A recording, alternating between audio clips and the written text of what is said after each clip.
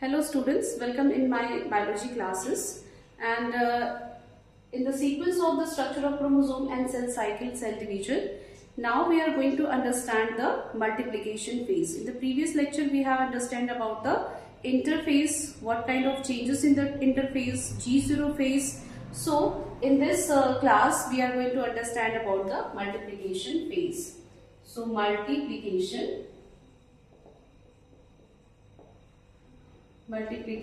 phase. So multiplication phase, that is the division phase, and this multiplication phase, that is cell division, it is of two types. The first one is mitotic division, and the second is meiosis division.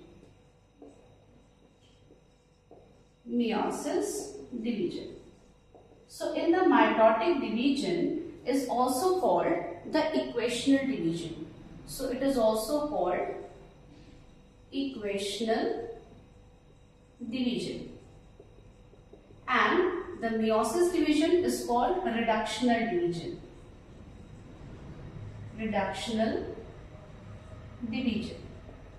So we need to understand why it is called equational division and reductional division, and what are the basic differences between these two types of division. So in mitotic division means equational division. In this division, the chromosome number becomes equal in the daughter cell as well as in the parental cell. So in this division, when any cell going to divide, each cell divide into two daughter cells, and in each daughter cell the chromosome number, if the chromosome number of the parent cell is 2n, then after the division the chromosome number becomes equal in the two daughter cell, that is 2n and 2n. So there is no change in the chromosome number. Chromosome number of the daughter cell will be equal to the chromosome number of the parent cell. So this is the parent cell, and these two are the daughter cells. So यहाँ पे chromosome number में कोई change नहीं होता है, इसीलिए इस division को हम क्या बोलते हैं, माइटोटिक डिवीजन कहते हैं या फिर इक्वेशनल डिवीजन कहते हैं. जबकि अगर मियोसिस में हम देखेंगे तो यहाँ पर मियोसिस में देखो क्या होता है कि यहाँ पे this is the nucleus and the chromosome number is 2n. तो यहाँ पे दो डिवीजन होंगे. फर्स्ट मियोसिस 1 होगा, मियोसिस 1. तो सबसे पहले यहाँ पे ये जो मियोसिस ओवरऑल डिवीजन है ये दो स्टेप में कंप्लीट होता है, meiosis 1 and meiosis 2. So in meiosis 1 सबसे पहले क्या होगा, जो दो डॉटर सेल्स बनेंगे, यहाँ पे जो क्रोमोसोम नंबर होगा वो हाफ हो जाएगा. लेकिन जैसे यहाँ पे 2n है तो यहाँ पे क्या हो जाएगा, n हो जाएगा, यहाँ पे भी n हो जाएगा. सो इन द नेक्स्ट राउंड जो सेकेंड स्टेप ऑफ डिवीजन है, फिर यहाँ पे सेकेंड स्टेप ऑफ डिवीजन होगा इन दोनों में, जिसको हम कहेंगे meiosis 2. So in the meiosis 2 again, each cell give rise to each cell give rise to 2 cells, that is ultimately 4 cell is formed, and the nucleus of this cell, that is the chromosome number, will be n. Okay, तो यहाँ पे आप देख सकते हो कि यहाँ पे 2n से हम पेरेंट सेल की शुरुआत कर रहे हैं. तो फर्स्ट मियोसिस डिवीजन में पहले ही क्या हो रहा है, जो न्यूक्लियस हो रही है वो नंबर ऑफ जो क्रोमोसोम है वो हाफ हो जा रहा है. यानी इस डिवीजन को, मियोसिस 1 को हम क्या बोल सकते हैं, रिडक्शनल डिवीजन कह सकते हैं. सो एक्चुअली जो रिडक्शनल डिवीजन है वो क्या है, आपका फर्स्ट मियोसिस है, मियोसिस 1 है. एंड अब जब ये एन से स्टार्ट हो रहा है, यहाँ पे क्या हो गया, अब अगर हम इसको पेरेंट मान लें और फिर ये सेकेंड राउंड ऑफ डिवीजन जब चलेगा तो n से n ही बन रहा है दोनों से. जैसे यहाँ पर 2n से 2n, that is no change in the chromosome number. इसी तरह से यहाँ पे भी मियोसिस 2 में जो n से हम शुरू कर रहे हैं वो वापस से n में ही दो डॉटर सेल का फॉर्मेशन हो रहा है. तो यहाँ पे कोई चेंज नहीं हो रहा है. तो एक तरह से जो मियोसिस 2 होती है वो इक्वेशनल डिवीजन की तरह होती है. So this is the equational division. So this meiosis division is completed in two parts, meiosis 1 and meiosis 2. Actually the meiosis 1 is the reductional division, and the meiosis 2, it is equal to the mitotic division, that is equational division. So in this case the one parent cell give rise to 4 daughter cell. So यहाँ पे क्या हो रहा है, कितने daughter cell बन रहे हैं, 4 डॉटर सेल का फॉर्मेशन हो रहा है, 4 डॉटर सेल। जबकि यहाँ पे कितने डॉटर सेल्स बन रहे थे, यहाँ पे 2 डॉटर सेल। तो सबसे पहला जो डिफरेंस है कि माइटोटिक और मियोसिस में, in the mitotic division the chromosome number becomes equal, यानी कि there is no change in the chromosome number between the daughter cell and the parent cell, while in case of the meiosis one cell give rise to 4 cell and the daughter cell having the chromosome number half as compared to the parent cell।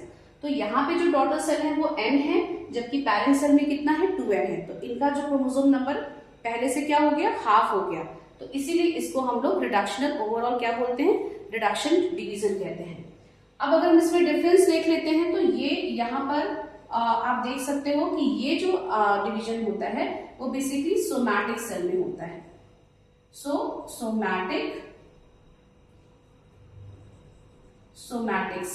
Somatic cell क्या होती है, आपकी body की जो normal sales होती है, जितनी भी आपकी बॉडी की नॉर्मल सेल है वो सारी की सारी क्या है, सोमैटिक सेल, यानी हमारी पूरी जो बॉडी है वो सोमैटिक सेल से बनी होती है। एक्चुअली हमारी बॉडी में 2 तरह के सेल्स होते हैं, कौन कौन से होते हैं, somatic cell and germ cell. Somatic cell and germ cell. Germ cell क्या होता है, जर्म सेल यानी कि आपकी बॉडी की वो स्पेशल सेल जो कि रिप्रोडक्शन में पार्टिसिपेट करते हैं। जैसे अगर हम बात करें आपके स्पर्म सेल की, या फिर हम बात करें एग सेल की, ठीक है। तो ये जो आपके जो स्पर्म्स का फॉर्मेशन करेगा या एग का फॉर्मेशन करेगा उसको हम कहेंगे जर्म सेल। तो जो जर्म सेल्स होते हैं वो बेसिकली आपके गैमीट्स का फॉर्मेशन करते हैं। These 2 are the gametes. तो ऐसे सेल जो कि गैमीट का फॉर्मेशन करते हैं उन्हीं को हम कहते हैं जर्म सेल। तो जर्म सेल्स में बेसिकली क्या होता है, तो यहाँ पे जो मियोसिस हो रही है वो किस में हो रही है, जर्म सेल्स में हो रही है, जर्म सेल्स में हो रही है, ठीक है। तो बेसिकली जर्म सेल्स में देखिए आपका मियोसिस 1 भी हो रहा है, मियोसिस 2 यानी कि ओवरऑल मियोसिस डिवीजन हो रहा है। जबकि सोमैटिक सेल केवल और केवल किस काम के लिए होती है, सोमैटिक सेल में कौन सा डिवीजन होता है, माइटोटिक डिवीजन होता है। अब यहाँ पर जो माइटोटिक डिवीजन होता है उसका पर्पस क्या होता है, इसका पर्पस होता है for the growth, for repair, for the replacement.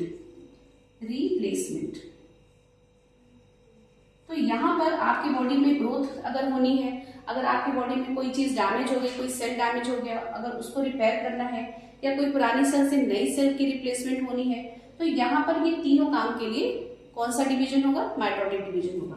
लेकिन बेसिकली अगर मियोसिस डिवीजन हो रही है तो बेसिकली ये किस काम के लिए हो रही है, रिप्रोडक्शन के लिए, रिप्रोडक्शन।